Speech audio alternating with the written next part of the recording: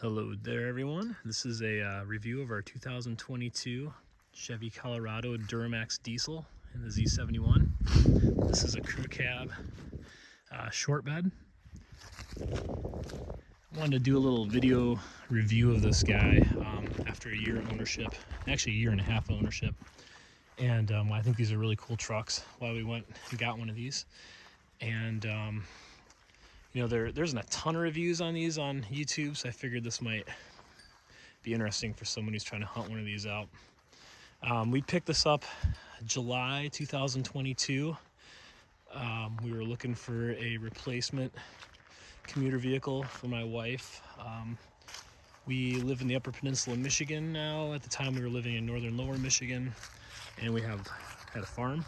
And we're looking for a commuter vehicle that could also haul, tow, be able to grab supplies from town, things like that.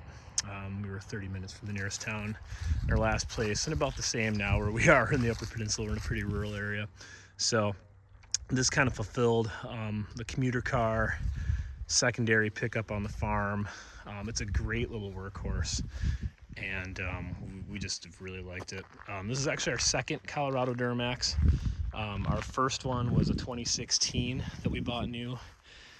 We only had that for about a year because we had our third child born, and we realized at the time that you actually can't fit 3 child seats in the back seat of one of these, and so we upgraded to a Silverado at the time, which is actually that truck over there, a 2018, to be able to accommodate the kids. And ironically, now that they're not in car seats anymore, just one in a booster, they all fit in the back of a mid-sized pickup now, so it's actually not an issue now that they're older. Why a Colorado Duramax? First off, I need to give you a little background. I'm actually a pretty diehard Toyota guy. I've owned 4 or 5 Land Cruisers and FJ Cruiser over the last 25 years. Kind of an avid backcountry traveler, been overlanding since back in the early 90s. And so I've always kind of admired utilitarian small diesel work trucks. I've had a chance in the past to sample foreign market Hiluxes, the foreign market version of these trucks called like a Chevy Love in South America, and the Holden version in New Zealand, which utilize the same Duramax engine, although an older version with a little bit less power levels and updates to it. And I really enjoyed it. In fact, I traveled the Atacama Desert in a Chevy Love, a crew cab Chevy Love with the earlier version of this Duramax engine. It's a great engine. I was always one of those guys that wanted to see Toyota bring a diesel into the US and a more modern vehicle. Back in the day, wrote letters to Toyota, along with a lot of other Land Cruiser enthusiasts who really wanted to see a Tacoma diesel or a version of a Land Cruiser diesel in the US. And always said if someone brought a small diesel pickup into the US, we'd get one, and kind of put our money where our mouth was when these came out in 2016. So anyway, a little bit about these. If you don't know, I'm not going to do a ton of specs and things on these because you can watch other car reviews if you want to cover every single bell and whistle and feature. But the Duramax is a 2.8 liter 4-cylinder Duramax. It was an evolution of one used in the 2005, 2006 Jeep Liberties that were available with the CRD diesel back in the day. These are found in a lot of products overseas. It's an Italian-made diesel. Its driving characteristics are fantastic. It's 180 horsepower, 181 horsepower specifically, and 369 pound-feet of torque at right around 2,000 RPM. So it doesn't have a lot of horsepower, but the torque just gives you a wallop of it. And that's what really makes driving these things special, along with the fact that you get incredible fuel economy. This is a 4-wheel drive Z71 crew cab. It can tow 7,600 pounds, which is a ton for a small pickup. Well, you really don't have any right towing more than that with a pickup of this size anyway. But man, in towing with these things, it tows fantastic because its peak torque is down so low that the truck doesn't even feel like it's really working when you're towing a big load. Our old one, we towed a 26.5-foot camper, and it honestly towed it in a less frenzied manner than our old 3/4 ton Suburban we used to have with 410 gears and a 6-liter engine. So just because it didn't have to get up high in the power band to create power, it would just putt along at 1900, 2000 RPMs towing that camper and just was completely unstressed. So these are great for towing. They're great for economy. We see on this truck regularly driving rurally where we are over 30 miles per gallon. 30 is really easy to do. Typically driving to the nearest town 30 miles away, we get 33, 34 miles per gallon. On summer blend diesel, winter blend takes a little knock to it. So if you're light on the throttle and you're not driving freeway speeds, you can get over 30 all day long very easily. So this is a little tour of the outside. The only modifications on this really is we had a leveling kit installed from the dealer when we got it. I did remove the chin spoiler because it hangs kind of low on these, and honestly these things come with a really big, like a 2.5-inch rake to the front, so they sit really low in the front to begin with. So the leveling kit kind of gives a little bit more clearance under the belly pan in the front. Taking off the front spoiler is really easy. The first version in 2016, those was actually obtrusive. You had to take off the bumper to remove those. The newer versions, after they facelifted these, I think in 2020, it's just a matter of some easy screws to get to. They pop right off. So even with that, that's the kind of mileage we're getting with a lift and without the aerodynamic aid in the front. So what are the other differences with driving a Duramax diesel? We live in an area that gets a ton of snow, that sees very cold temperatures in the winter, sub-zero temperatures, -30 even for extended periods of time, sometimes in the winter. As far as these things go, we don't use a block heater. We don't plug it in. Typically it's 2 to 3 seconds when it's cold for the glow plugs to warm it up and start it. It's a pretty quiet diesel from the outside. It sounds pretty typical to if you spend any time in Europe. Most diesel passenger cars, you can tell it's a diesel when it's idling. It's not loud, it's not quiet.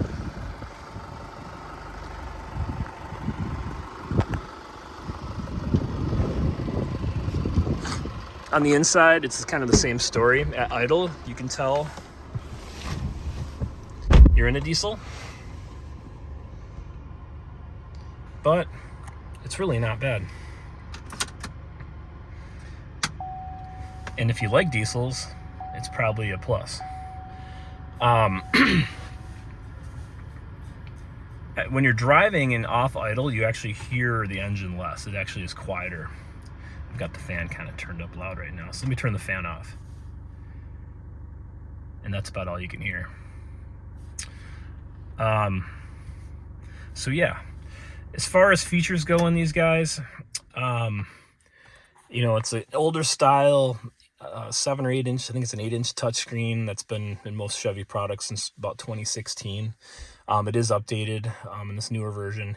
It's easy, it's simple, it's not super gimmicky. Apple CarPlay, Android Auto, but you do have to plug it in with a cord. It does have wireless charging, although any sort of iPhone in a case like the one I'm filming with won't work in there unless you take the case off.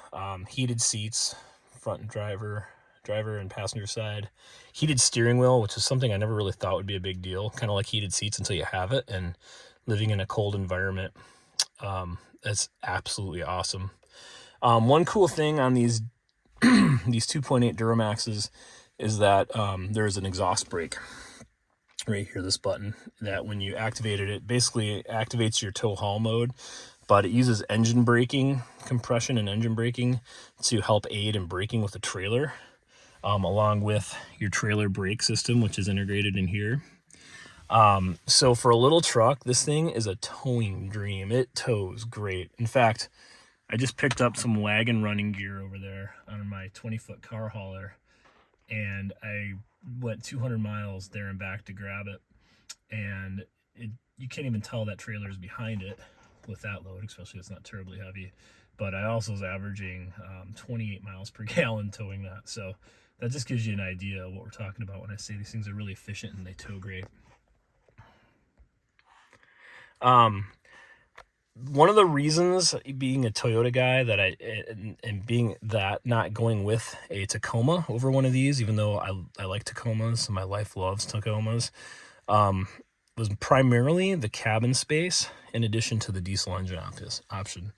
In the Tacomas, the seating position, your feet are out and much higher. The floor, you're sit closer to the floor.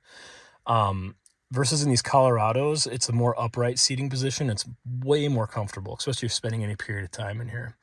Additionally, the back seat space is better. I'm 6'1", so I have the seat adjusted for me comfortably right now. And I can actually get in the back of this and sit behind myself with quite a bit of room. So here's the back seat area. Booster seat, because kids. I have seat covers on here so my kids don't kick the seats. But so here's me sitting in the back seat behind myself comfortably. I have, I don't know, 1.5 inches, 2 inches of space in front of my knee still, so no problem. This thing's hanging off the back of the seat, so it kind of seems like there's less, but it's actually a lot of space here. I can get really comfortable. Plenty of headroom up above me here. My head doesn't touch at all. So even for adults, the back seats in these are pretty useful. Unlike the Tacoma, and I'm not slamming the Tacoma too much, but I just, as an adult, do not enjoy the back seat of those. So if you're hauling kids or adults occasionally, this isn't a bad place to be, especially for a small pickup. Well, I guess technically a mid-size pickup, but that's until the Maverick came out. This was pretty much on the smaller side of things in the US. So backseat space, these have a sliding window that's manually operated. This particular truck's pretty well optioned, but still it's not the most luxurious thing in the world. Being a Z71 trim, you have a combination of kind of like a cloth and a leather type surface. Charging port back here for 12 volt charge, as well as your USB charge right here. But no vents, anything like that. And I find it odd that going to the new 2024 Colorado that's coming out, or 23 Colorado that's out currently, I should say, they actually decreased the back leg room, which to me was a huge bummer. I think this is a great size, and I was kind of bummed that they would actually decrease that in the new truck. So one of the reasons we didn't wait for one of those and we bought this 22 in July of last year was because I heard a rumor that the diesel engine was going away and they were going to turbocharge gas engines, turbocharged gas 4 cylinders specifically.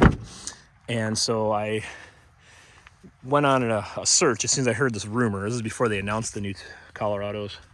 And I found there was only a couple in the whole state of Michigan I could find.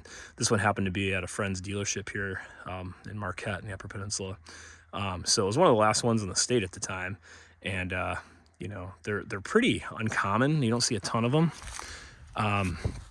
But so we scooped it up and we got it before the new one came out. Personally, I don't think the new one looks terrible. I think it looks fine. But I do like the way this looks. I think these are nice, clean, simple trucks. Kind of in the nature of, you know, like what a foreign market Hilux is. You know, it's not super over stylized. It's, you know, these aren't, the ZR2 is the off-road kind of king in the Chevy lineup. Larger tires, they have that Multimatic suspension, front and rear selectable lockers. This is more simple. It's 4-wheel drive, but it has a G80 automatic rear locker. Not my favorite thing, but it's effective. It works. Just requires a little wheel spin to get it to engage. One nice thing I like about these versus the Tacoma also is that you can do part-time 4-wheel drive, or you can do auto 4-wheel drive. So like winter driving up here, when you're driving on road and you're on snow packed and all of a sudden you're on like hard pack, instead of having to switch in and out of 4-wheel drive and 2-wheel drive when you need to, these things in auto 4-wheel drive just engage the 4-wheel drive system when the tires are slipping and you need traction. So it gets pretty good mileage that way, and it's kind of like a full-time 4-wheel drive in that mode. So yeah, that's some of the things I like about it. I like vehicles that are utilitarian more so. That's why I really kind of liked old school Land Cruisers up to like the 90s or so. And always admire the Hilux and things like that. And with that, this has good towing, good payload. Payload's right around 1,500 pounds. You go to a ZR2, it drops it down to 1,000 or 900 pounds. So there's not a lot of pickup truck work type things you can really do when you decrease your payload that much. We don't use this for overlanding or anything like that. We have a 4-wheel drive sportsmobile we do for that. But if we did, payload's a really key thing. And I think for that reason alone, these Z71s are actually really good options. All of the Bison ZR2 AAV stuff bolts right onto these, including snorkels, their boron skid plates, winch bumpers, rear bumper, things like that are all adaptable to these. There are suspension lift options out there, but you have the payload, which is key. I think more so than having, Multimatic suspension and selectable lockers, because to me, I'm old school. Overlanding is about travel more so than it is about tackling some 4-wheel drive trail that does a big loop that goes nowhere, that you're just driving with all of your camping gear and a bunch of stuff hanging off your vehicle. That if you want to travel and you want to have an option to be able to carry some weight in the back or some people, you have options with a truck like this. Plus, if you're using it for work, it's great because you have good numbers. I mean, these are numbers that a half-ton truck not too long ago would be proud to have. So that's some of my kind of strong points. Things that I'm not so stoked on this about. Number one, it's a modern diesel, so it uses a DEF fluid and a regenerating diesel exhaust emissions system. And so every once in a while, this will have to go into a regen where it dumps a bunch of extra fuel into the exhaust. It basically superheats and burns the particulates off the particulate filter. When doing that, it does drop the mileage. It smells terrible. You can smell there's a lot of heat going on under the truck. And the thing that drives me nuts about it is that it doesn't tell you when it's going to do it or when the filter for it needs it. So to do that, this thing needs to be driven a little bit to be able to perform that. So they say like more than 10 miles for it to be able to do that. If you are a person who doesn't drive very long distances, that's actually an issue. As our first one we learned with my wife's 1-mile commute was that if you don't drive these distance regularly, after a certain number of attempts to do a regen, it'll just trip a check engine light and eventually it'll put it into a limp mode. And you have to take it to a dealership for them to be able to force a regen. It's a really dumb system, but that's the way it is. I wish there was something I would tell you when it needs a regen so you could just go drive 10 miles and have it do it. But if you are like us and you live rurally and you drive regularly distances, especially if you're doing a lot of long distance stuff, it's not an issue whatsoever. So that's one thing that kind of drives me a little nuts on this. Along with that, there are reports of people saying that there's issues, and I think it's with any modern diesel, with DEF fluid and cold temps freezing. This truck uses a heating system that kind of keeps that from freezing, but I've never had a problem with it with this. Okay, setting off on a drive. Like I said, I think the ride quality in this is great. It's a little bit more of a taut feeling. Sorry, my driveway's a little bumpy, so that's why the truck's kicking around a little bit. But the ride quality is more, compared to like a Tacoma, which is a little softer, kind of floatier feeling, this is a little bit tauter of a feel. And I think part of that's because of its payload. There's some compromises made. I don't think it feels bad at all. It doesn't feel quite, as soft and floaty as a Tacoma. But so here I am rolling out onto the road, and here's the great thing about this truck. You just roll onto the throttle and you just have a wall of torque. And actually this thing really, that wasn't foot to the floor at all. And people in reviews drive these and test them, and they would complain about the acceleration. And there's one thing wrong with that, and it's one of my pet peeves of this truck is the shift logic. Because this thing makes so much torque down so low, it's actually faster to short shift this in manual mode at 3/4 throttle, because if you go full throttle, it'll want to downshift aggressively. And when you let this thing wind out, it actually rolls off the torque and the acceleration basically decreases. So moral of the story is, if you just put your foot into this thing like half throttle, enough that it doesn't down kick, it's just a wallop of torque, and it gets up and goes really well, especially off the line. If you're pulling out into traffic, you just tow into it, and it gets up ahead of steam really fast. If you put your foot to the floor and just let the engine wind out like the transmission logic wants you to do, it actually isn't all that great. So right now, let's see, I'm probably going a little too fast. Let me bring it down to 5 over. I tend to drive in the 5 over zone. So we like I said, we tend to get 30 to 34 miles per gallon all the time in this thing. The best 50-mile average, it says on that screen there, is 37.8. So that's 37.8 this thing got at one point. I think it was actually towing our small sailboat when we were doing that. Maybe not, that might have been our old truck. Anyway, to give you an idea though, as I'm driving down the road right now, let me try to set the speed here. So there we go, 60 miles an hour, or 59, close enough. There's the live readout, which tends to be pretty accurate on this thing. Right now I'm driving dead south into a south wind, going 59 miles per hour on a flat road at about 1,000 feet above sea level.